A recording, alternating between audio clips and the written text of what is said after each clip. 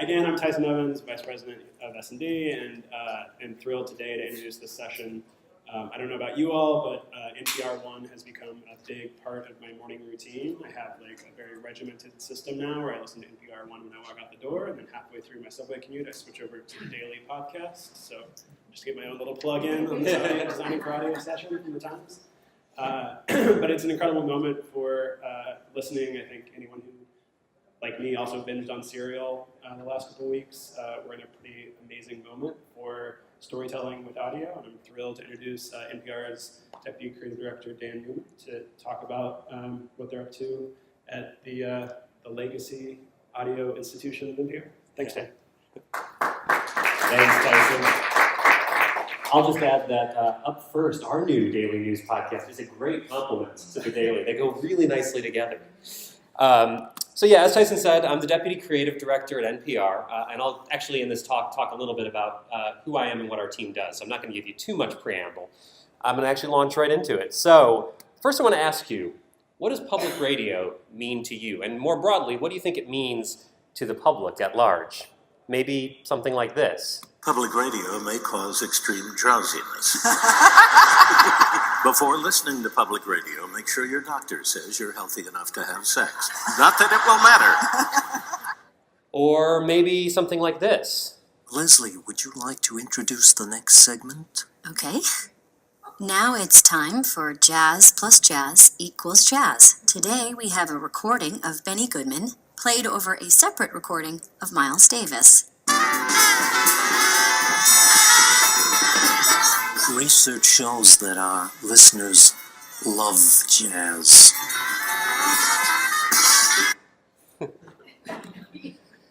You know, public radio may be easy to parody, but we think of it at NPR more like this. National Public Radio will serve the individual. It will promote personal growth. It will regard the individual differences with respect and joy, rather than derision and hate. It will celebrate the human experience as infinitely varied, rather than vacuous and banal. It will encourage a sense of active, constructive participation, rather than apathetic helplessness. This is the original mission statement for National Public Radio, and it's the reason why I have the best coworkers in technology. Everyone is working towards that common mission. And our current mission statement continues that line of thought, that NPR strives to create a more informed public. So this is NPR.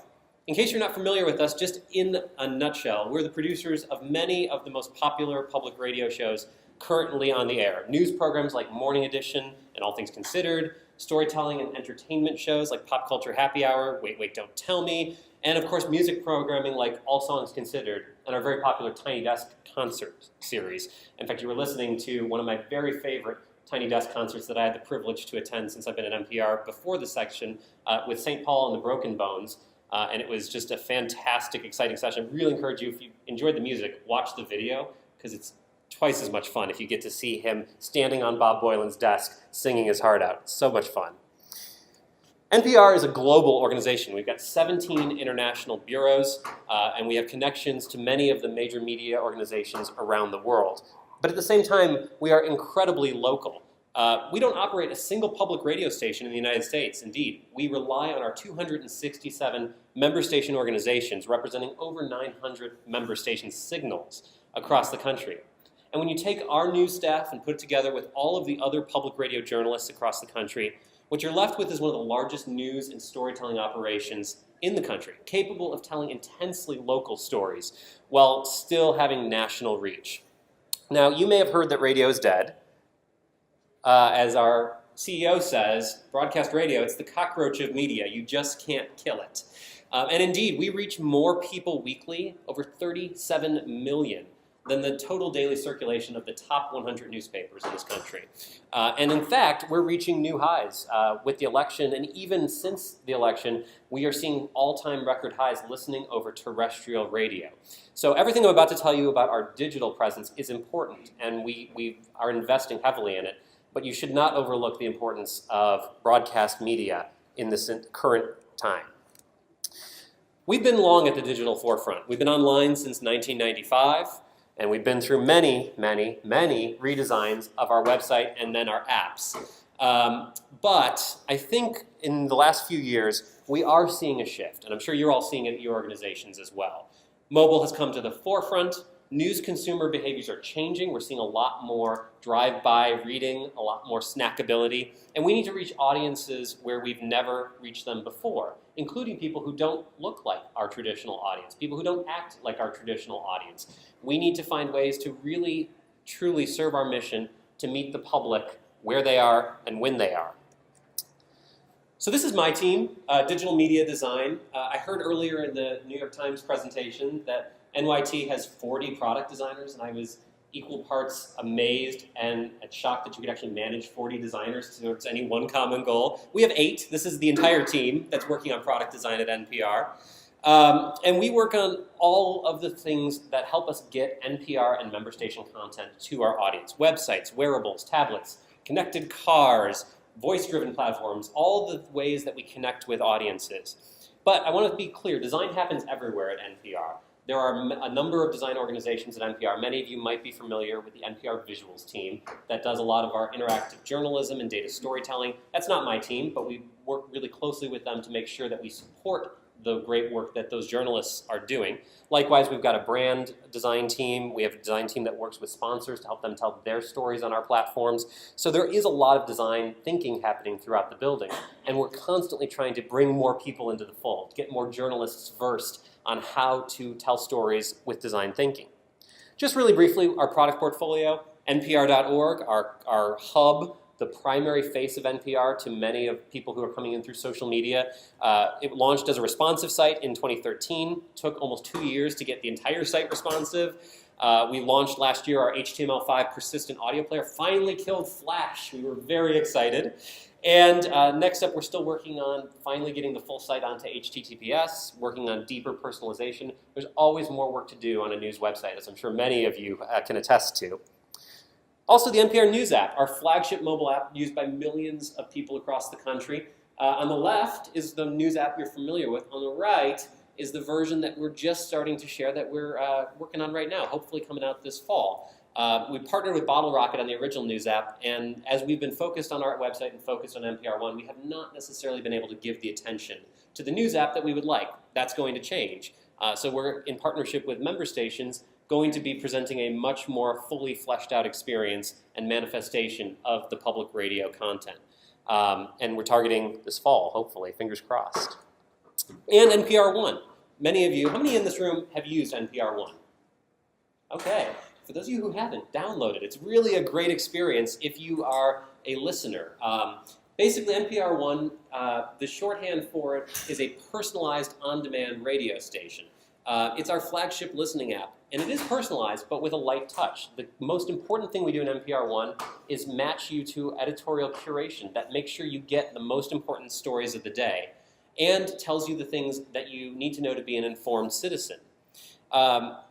I will say, and again, in the panel this morning, the New York Times folks mentioned that it is a distracted audience that we're dealing with, and that's most certainly true. We see it a lot on our audio platforms because audio is one of the great media you can actually consume while you multitask, while you do something else. And we think that there's a lot of opportunity for growth in voice-driven platforms and in mobile apps to serve that audible audience. And lastly, I want to just mention all the other things our team does that are less visible. So our team does design and development for all of our editorial tools and services within the building. Things like our content management system, affectionately known as Seamus. You'll see a bit more about that later. As well as our APIs for serving content across the public media system, our email newsletters and sign-up, our user identity services, all of those come out of our team. So just to give you context for what we're going to be talking about. So back to our mission for a moment. This is the current mission of NPR, to work in partnership with member stations to create a more informed public, one challenged and invigorated by a deeper understanding and appreciation of events, ideas, and cultures. To accomplish our mission, we produce, acquire, and distribute programming that meets the highest standards of public service in journalism and cultural expression. It's a pretty good mission statement, if I do say so myself. And I'm going to highlight 3 key aspects of it that we're going to focus on today. First, partnership with member stations.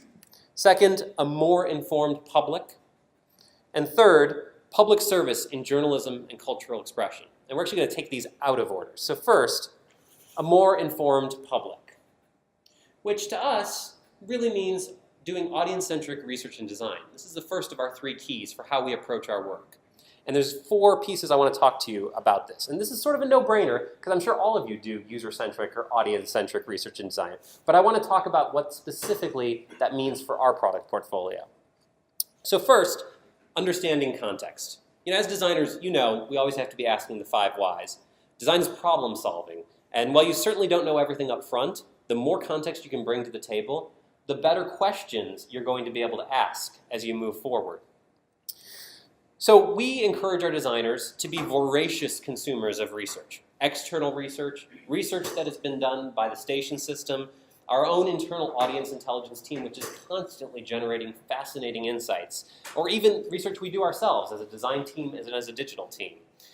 This card is just one card of a deck of cards that was produced a couple years ago as part of our quote-unquote future audiences research, trying to understand how the next generation of public media listeners is going to want to consume our content. Liz Danzico, my boss, as well as our external partner Steve Portugal and a bunch of other folks at NPR dug deep doing interviews and site visits with actual users, both of our services and of competing news services, to understand what people are looking for news in the 21st century. This whole set of cards, by the way, is available. There's a current article, which I'll share the link to after this. And I pulled out this card because I think skim and dive, it's something that we think about a lot. How do we surface headlines that matter? How do we give people an overview of what is happening in the news today, but still providing that rigorous depth that people expect from the news and have certainly come to expect from NPR? And so we, if you work in the design space, might be familiar with, have a bunch of how might we questions to help frame the problem and unpack our assumptions. And speaking of assumptions, that's something that we do a lot. We make assumptions, all of us do. But the key for the design process is making sure we document those assumptions, that we are upfront about the fact that we don't know the answers. We're making guesses, hopefully informed, educated guesses. But by documenting assumptions, by following some of the principles in the lean UX methodologies, we're able to make sensible decisions quicker and validate our hypotheses more cheaply.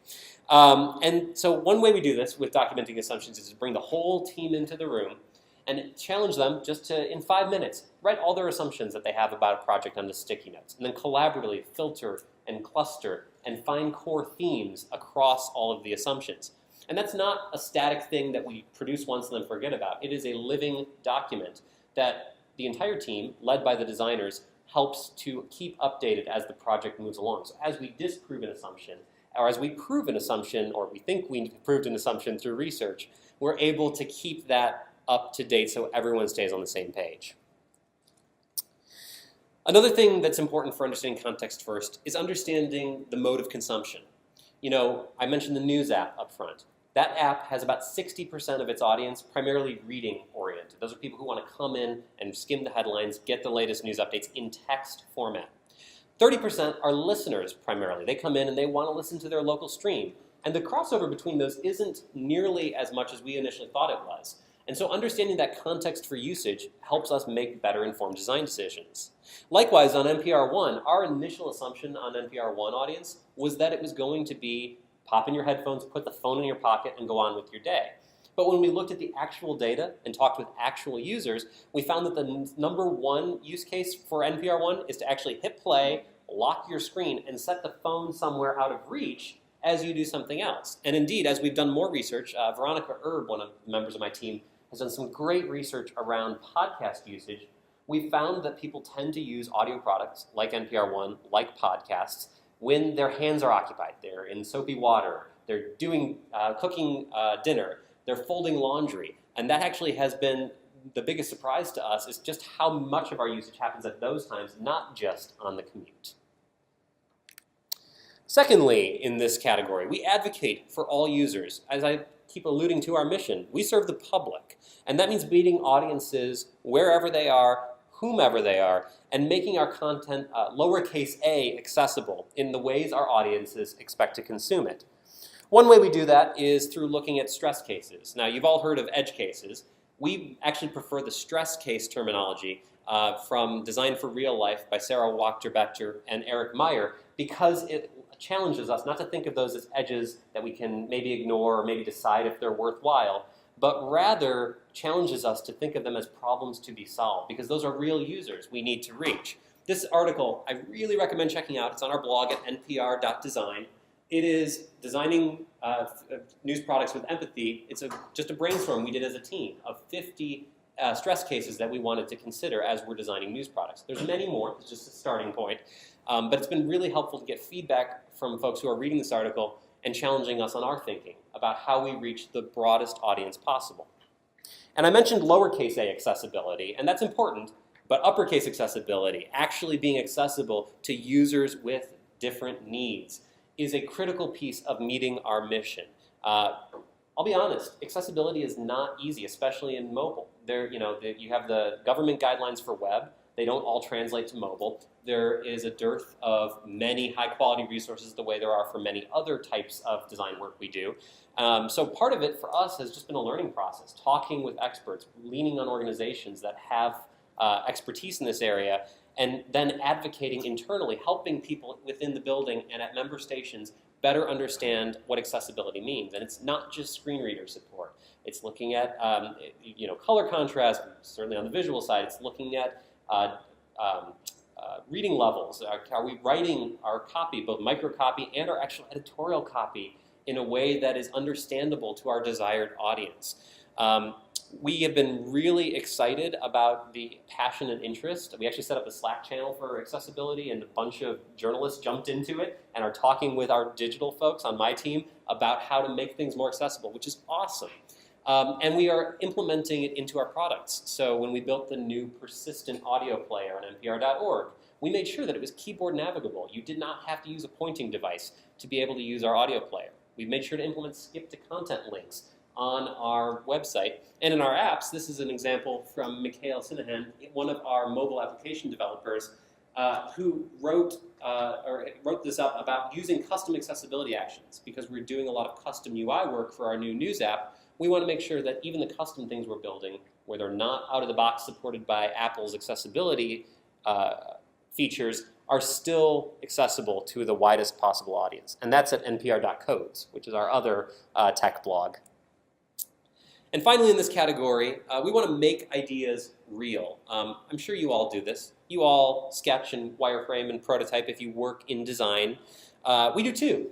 But I want to mention it here because it's a critical part of our process. And I couldn't not mention sketching and ideation to a group where I'm talking about our process. So we do quick sketching and prototyping. It beats perfect design every time. Doesn't matter if it's whiteboard scribbles, balsamic mock-ups, snapping together components from our design library. It doesn't matter. The goal is just to get the idea on paper and give the team something to talk about. Give us something we can bring in front of users and start testing with so we can learn. We don't want to be precious about deliverables. Our goal is to drive that conversation that ultimately helps us iterate to the right product. And fourth, in this category, engaging directly with the users. We want to get outside our building, both literally and metaphorically, to hear directly from the people who use our products, or who should use our products, the people who should be hearing our journalism and maybe aren't. What does that look like? Well, we bring people into the building and do testing. This is a quick sketch, one of my favorite storyboard sketches from when Vince Farquharson on our team was doing user testing on a hypothetical voice platform. So not tied to the conventions of Alexa or Google Home. We gave them a box to talk to, and then we simulated the responses by having someone actually read back what we would say in response. And that was a way for us to understand how would people expect to talk to NPR, notwithstanding the platform conventions of the voice product that they're talking to. There's more on designing for voice on our blog at npr.design, by the way. And we also make sure to test with the users we have access to. And I think that this is one of the hardest things for many organizations. How do you reach users? Recruiting is hard. Managing tests is hard. And it is. It's work. We have one advantage. You may have a different advantage. Our advantage is that we have a daily building tour. Our daily building tour is a great source. We can reach out and we can say, hey, person coming into NPR to talk with us and learn about all the great things we do here. Would you like to stay after your tour for an extra half hour to try something cool that we're working on? Now again, I want to be clear, this is not perfect research. There's a ton of caveats I need to give you about these are not representative of our entire population. These are folks who are passionate, loyal fans. But that's okay, because we want to hear from fans as well. And any testing is better than no testing. Likewise, remote research is A-okay. In fact, for us, in many cases, it's preferable, because we don't have the budget to fly all across the country doing research in all of our different member station markets. But we want to make sure we hear from those folks. The person who listens to Iowa Public Radio is just as important as the person who listens to WAMU in DC. And we want to make sure to get out, hear from them, whether we can get to them in person or not. We do all this testing because not only does it influence our product roadmap, but it also helps us to bring insight back to our team.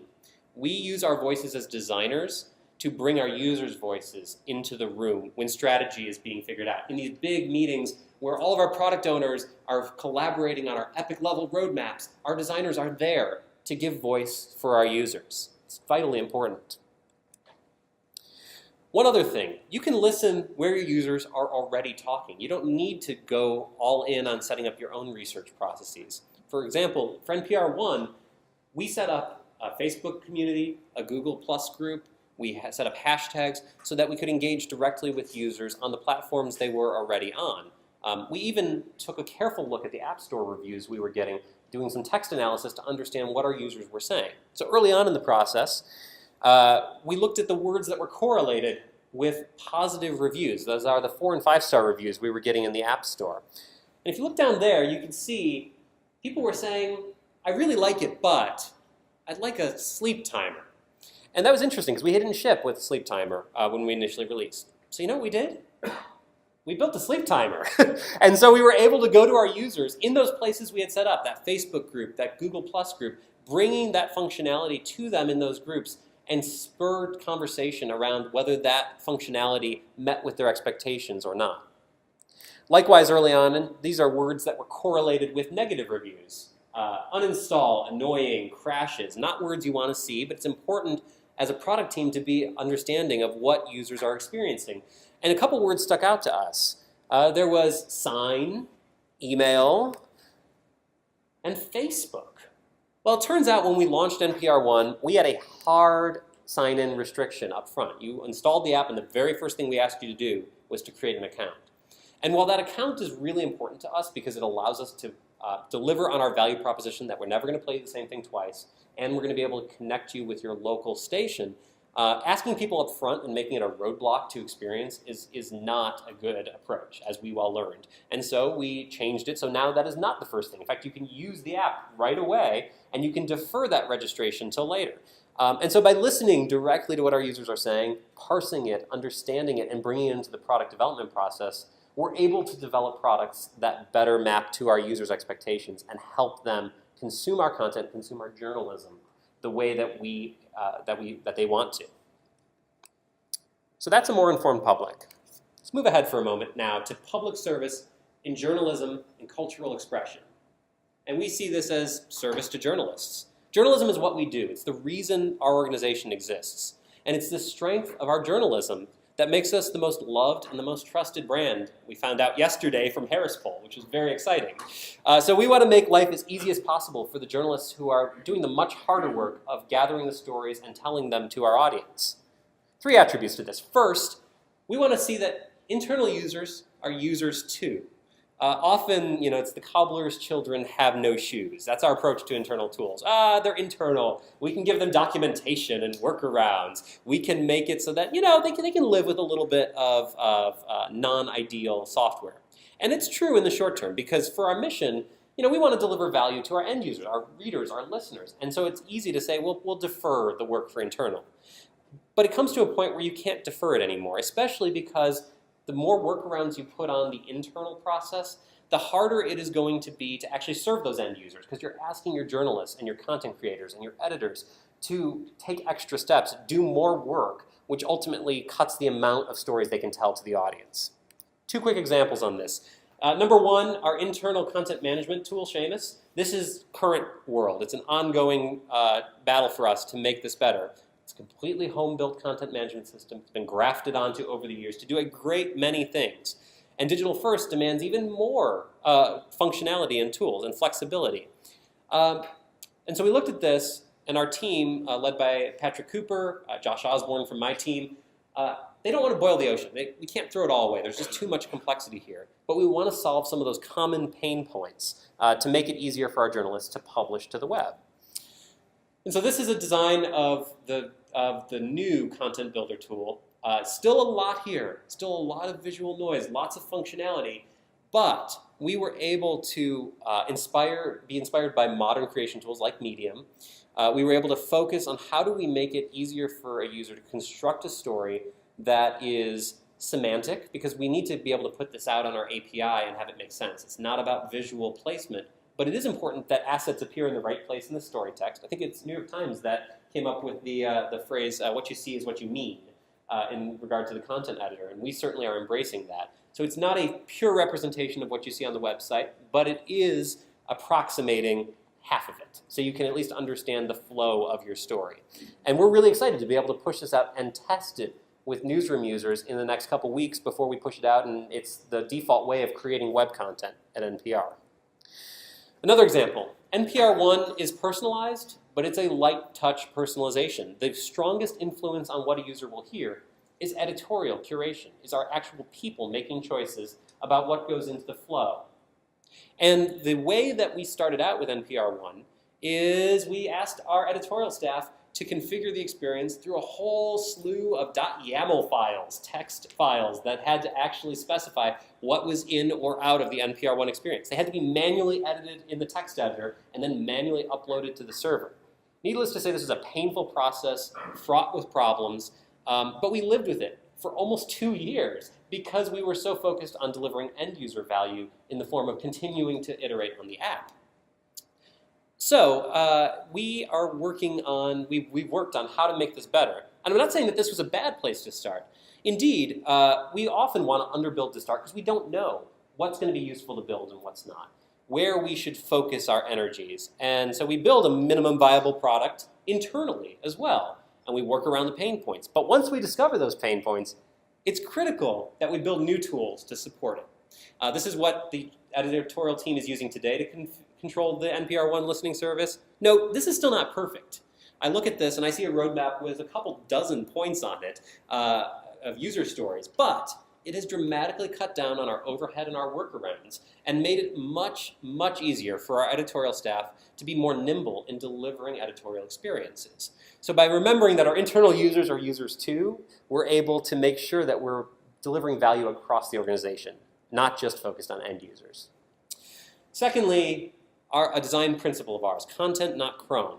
We want to make sure that our stories shine, not the navigation system we're putting on top of it, not the search bar, but that the actual journalism comes to the forefront. This is important for a couple of reasons. Number one, we don't control all the places our content is going to end up. We have a network of 267 member station organizations that have to be able to take national content, text, audio, and put it seamlessly into their platforms. NPR, for this reason, was one of the original providers that was working on a create once, publish everywhere ecosystem. And we still believe in it. The public media platform, the APIs that drive it are still very much in use. The NPR One app has a very robust set of APIs for people to be able to use and build their own NPR One services on top of. And side note, it's kind of fun as a designer to be included in conversations about API design, because that is unusual, to say the least, in tech. But it makes sense. We want to make sure that we're building APIs that are actually going to support the ultimate products we want to build. And so I get to have conversations about semantic markup and data and things like that, which makes sure that we can have journalism reach people in all the places that they are. Just really briefly, here's an example of a representative npr.org page. You can see the navigation bar at the top is as minimal as we can make it. We do have, right next to our logo there, the WFAE for Charlotte's NPR station. And but the rest is all about content. That giant play button, because we are an audio company at heart, we want to make sure we can get you into this audio story. You can see it's focused on the imagery for the story, the headline, and if you click that play button and go over to the HTML5 embedded audio player up there, again, you can see there's some controls there, but it's pretty minimal. We want to make sure to keep the focus just on the few controls you need to control what you're currently listening to and nothing else. If you click one of those top nav items, or you click our picks or listen live radio or shows, yes, you'll get complexity, but it's all at the user's command, not all presented up first. And finally, in service to journalists, we want to answer storytellers' curiosities. Look, our journalists, our storytellers, are naturally curious people. They wouldn't be doing the job that they're doing if they weren't curious. So there's a natural curiosity from our journalists to want to know everything there is to know about our digital audience. Who's reading my story? When are they reading it? How are they reading it? And our job as product designers is to help channel that natural curiosity into productive avenues. We want to ensure that our reporting and our analytics are useful, not vanity metrics, and not overwhelming. So we do that with a couple of products, a couple things we're working on. This is one we worked on recently. This is an A/B test tool that we built. Really lightweight, again, a minimum viable product. This is not something that we're using all the time, but we built an A/B testing tool for our homepage so that we could understand what headlines and what images were resonating better with the audience. This is not a quantitative tool. We're not running every story we do through A/B testing. This is primarily quantitative in service of qualitative, so we can understand which headlines have resonance with our audience and which don't. So even when we're not A/B testing, we're still making better decisions about the content that's coming out of our organization. We also have this tool, the Audience Intelligence Dashboard. This, by the way, this screenshot is a fictionalized version of our very real internal analytics, so these are not real numbers. It's available on our internal web to our journalists, and it's emailed every morning, both to our newsroom and to our executives, who I think at this point like it even more than our journalists do, about knowing what was happening yesterday on our website. And the key here is that the only people who should have to be experts in Google Analytics are our analysts. All of us can dabble. Journalists shouldn't have to worry about knowing which of the many screens in Google Analytics they need to go to understand what's going on with their story. We can build a lightweight tool that queries Google Analytics and shows them just what they need to know. So we did. One more example. With NPR One, we're able to understand how people are interacting with content. Broadcast radio is a very one-way medium. The best you can do with broadcast is to say what the average quarterly hour ratings were for any given time. With NPR One, we know exactly with every single segment how much was listened to, where did a user skip, where did they mark interesting, where did they share it, and that's really powerful. And it turns out we can look at this data in the aggregate and find some pretty interesting findings for our editorial teams to take advantage of. So for example, Sarah Saracen, our former editorial director for NPR One, looked at skip rates. This graph represents when are people skipping in a story. This is for a specific 4.5-minute piece. And she looked across some of our top performing stories and some of our least performing stories to try to understand why were people skipping up front? Why were they skipping in the first 10 seconds? And so I'm going to play a couple samples for you, and you're going to tell me what you hear. So these are first some good pieces. Call it the opposite of the Dean's List. The Department of Education has released... Plastic bags are serious business and seriously divisive. Last year, California passed a law. Let's listen to some voices of climate change skeptics. Climate is changing now. So those are a few just introductions of very good pieces, and that is the amount of time it takes for a user to skip, if they're going to skip at the top of a piece. Let me play a couple examples that performed less well for us, and tell me what you can hear. Here at Morning Edition, we try to help you start your day with the news you need. In December, NPR reported that nearly 1 in 5 nursing home residents. This week, NPR has been exploring what life is like. We have an update from our colleagues on NPR's Planet Money team, who have been playing the stock market. Notice anything in common with those not so good examples? Anyone? Self-promotion. Yes, self-promotion. Turns out when we talk about ourselves, instead of talking about the story we're trying to tell, people tune out. Seems obvious, but it's really great to be able to have the data to show that indeed that is what's happening. And when you have a really grabby lead at the top of a story, users stay engaged. And so these are the sorts of insights we're able to derive with better product design that leads to interactions that give us the right data to understand that story.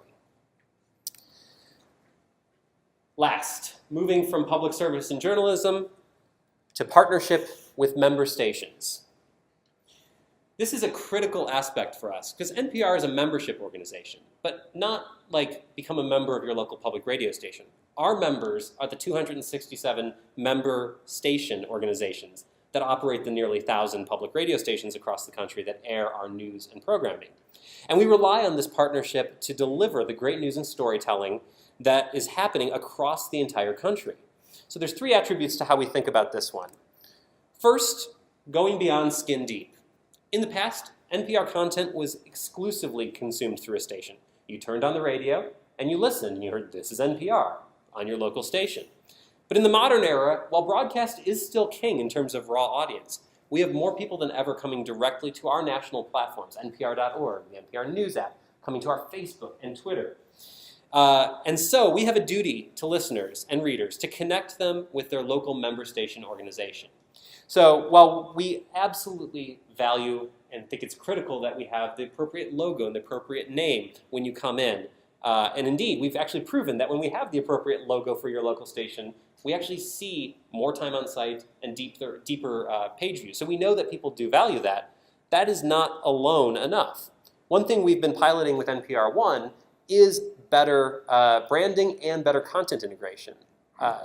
So when you get, for example, KPCC and NPR One, they're able to not just have their logo stickered here, but they're actually able to get audio branding that tells the story. News. Information, culture, KPCC. California sensibility. So again, very quick Live to the from point. NPR News in Washington, I'm Janine. And then it folds right into the radio, including local stories from KPCC. And there's much more we need to do there across our entire platform. Secondly, fostering loyalty and donations. For many listeners, NPR is synonymous with public radio. NPR is public radio. They may not know their local station. They just like to give money to NPR because they love what we do. Well, you know what? We actually don't want your money. Well, unless you're Joan Kroc and you want to give us several million. In that case, let's talk. But instead, the public media system is funded from the bottom up. Members giving directly to their public radio stations, and in turn, their public radio stations partnering with NPR to produce content and platforms. The only way this works is if the national platforms can support giving to local stations in meaningful ways. And again, this is something we've piloted in NPR One. Let me play this for you really quick. Again, KPCC example.